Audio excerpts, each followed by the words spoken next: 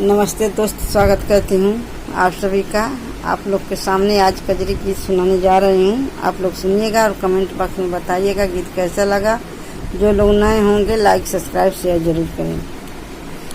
जब से लागल सावन महीनावा, बोलिया बोले कोयलिया ना।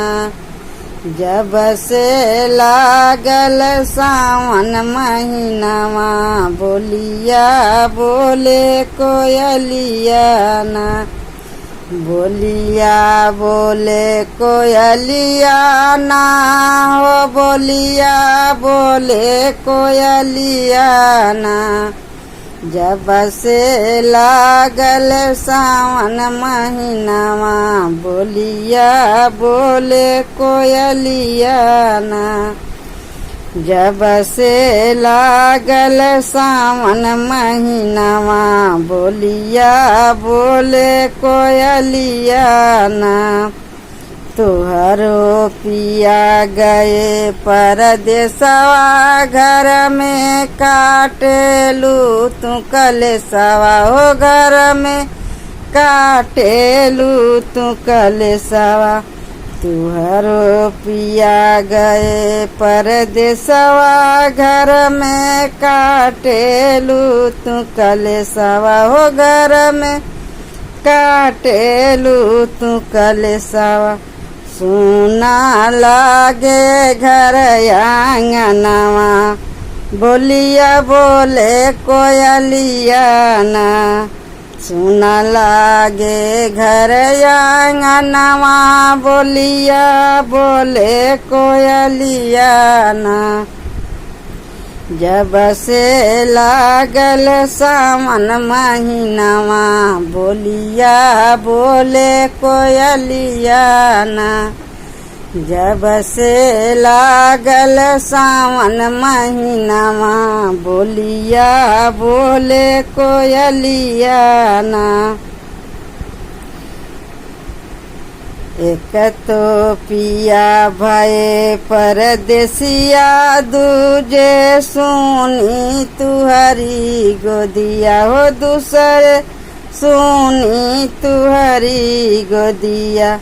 एक तो पिया भये परदेसिया, दूजे सुनी तुहरी गोदिया हो। दूसरे सुनी तुहरी गोदिया। सुनलू सास ननद के तनवा, बोलिया बोले कोयलिया ना। सुनलू सास ननद के तनवा, बोलिया बोले कोयलिया ना। जब से लागल सावन महीनावा, बोलिया बोले कोयलिया ना।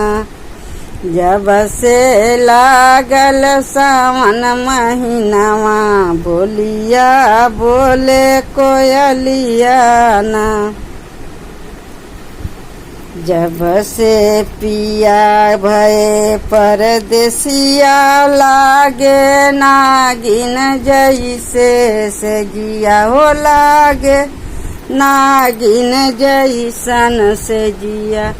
जब से पिया भये परदेसिया, नागिन जैसन लागे से जिया हो। नागिन जैसन लागे से जिया।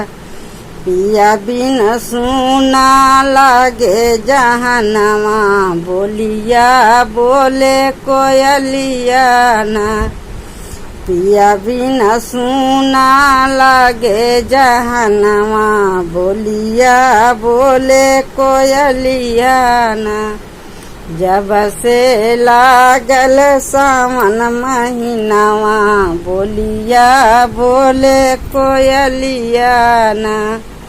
जब से लागल सावन महीनावा, बोलिया बोले कोयलिया ना।